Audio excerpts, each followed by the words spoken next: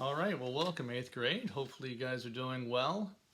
This is the first video for you guys that I'm trying in this teaching of the time of Corona and trying to explain some of the things that maybe you've read about and try to add something to that. So over the last couple days, you should have been reading in chapter 14 about really kind of the build-up to the Civil War and what's happening in the United States, particularly in the 1850s. As this is an important time to try to understand, why the Civil War eventually is going to occur. And so when we look at the kind of the buildup, the 1850s is like this, you're adding pressure to this pressure cooker, and eventually it's going to explode into what is becoming, or going to become, the Civil War.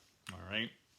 And so we look at all these events that add to that pressure to eventually that explosion when the Confederacy fires the first shots at Fort Sumter on the Union, and the Civil War is officially beginning. So that's kind of what we're looking at here in this chapter. And so we start with the fact that after the Mexican Cession and California becomes a state, and of course gold is discovered in California, and the 49ers rush out there, and of course California is well ready to become a state before anything in the area is ready for statehood, which throws the balance off in the U.S. Senate and the House. We have a balance in the Senate of free states and slave states, and of course California being added to it is just going to become problematic.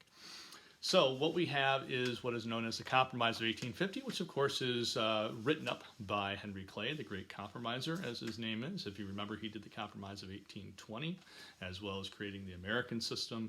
He always kind of was somebody who was looking to try to bring sides together and create compromise solutions. And well, the Compromise of 1850 is another one.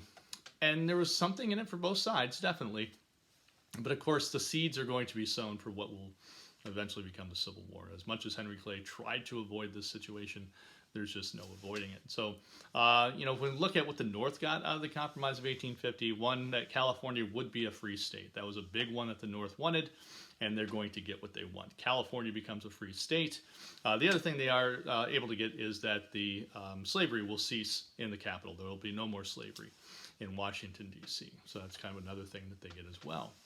The Southerners, they're able to get the fact that the rest of the Mexican Cession will be, slavery will be determined by popular sovereignty, or the ability of the settlers in those territories to vote and decide on whether they want to have slavery or not. Knowing that most of the people who will settle in those areas will be probably Southerners or from slave states, that the likelihood that those areas would become slave states eventually would be extremely high. So that was a win for Southerners, the idea of popular sovereignty in those territories. The other thing that they get is a tougher fugitive slave law. And so just to look at that real quick and what that meant, because really, this is going to be something that Northerners are going to be outraged with. When they see what the tougher fugitive slave law is, they will not agree with that at all. But of course, it will pass the House and the Senate. It will become law. And what the fugitive slave law did in 1850 is it allowed for Southerners to go into the North and try to track down escaped slaves, and that any Northerner who had helped those slaves or had been kind of seen to have helped them would be kind of culpable in that situation. So they could be arrested for helping slaves try to escape. All right, so that was kind of one thing that the Northerners really didn't like. But also, the criminal proceedings were set up so as that judges would benefit by having slaves returned to the state. So how that set up was basically, if a individual was accused of being an escaped slave, they would stand before a judge, and the judge would hear the case. The accused wouldn't be able to say anything on their behalf. They would have to kind of listen, and the evidence would be presented. And the judge, if he allowed that individual to remain in the North and to remain free, he got $5. But if he said that the individual was a slave and to be returned to the South, the judge would get $10. And so, of course, this was an incentive for judges. They were going to get paid more if they referred to those individuals as escaped slaves than if they didn't. So Northerners felt like the setup was so that it benefited the South tremendously. So immediately there was a lot of animosity in the North about the fugitive slave law. And so that's kind of the first step in this kind of building up of pressure. The second thing that happens then that we look at in your text is the novel Uncle Tom's Cabin.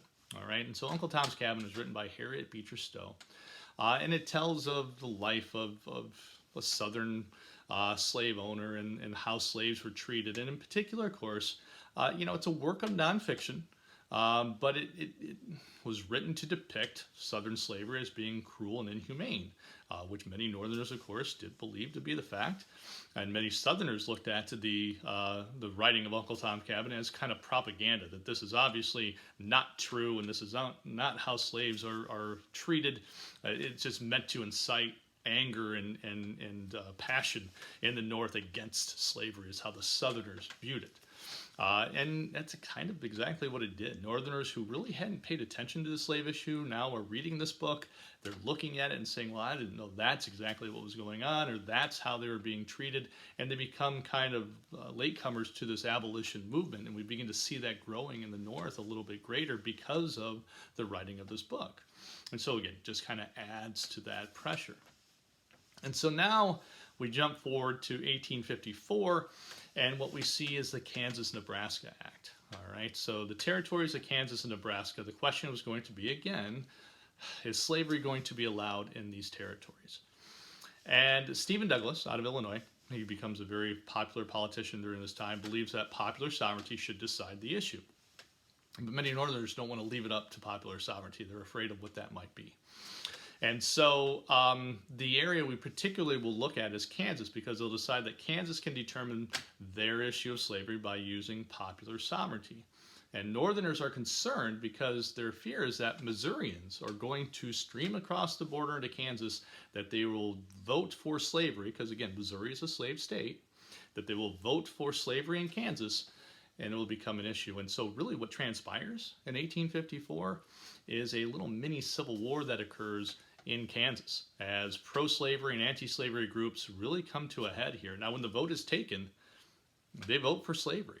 Now, what's amazing is there are about 3,000 settlers in Kansas, but yet over 8,000 votes are going to occur as, again, Missourians did flood, kind of rush in to Kansas, these border ruffians, as they were referred to, and they helped turn the tide. So what happens are the anti-slavery groups say, well, this is a ridiculous outcome. Of course, it was Missourians who helped this happen. We don't think it's a legitimate outcome.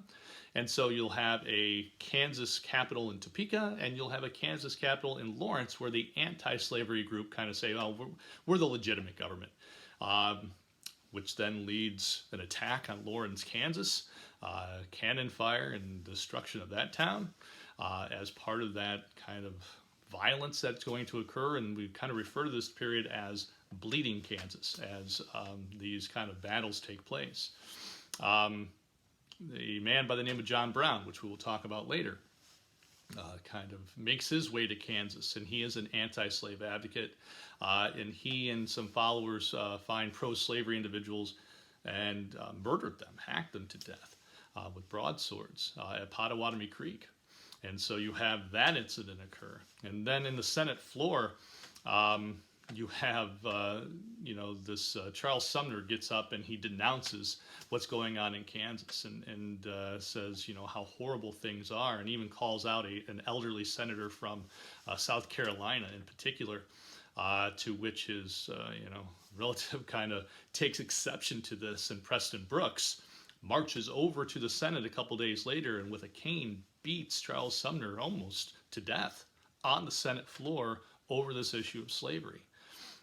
Northerners look at this as this is how pro-slave groups act. This is how pro-slavery people behave. They're inhumane, they're violent, and this is why we have to stop this. Southerners believe that Sumner got what he deserved and sent Brooks more canes. And so again, we see that pressure continuing to build and build and build. And so that's really kind of the focal point of the first two sections of chapter 14. Now in the next two, we continue to see those situations arise that will eventually lead to the secession of southern states and then the first firings of the Civil War. So I hope you guys all stay healthy out there, and we'll talk to you later.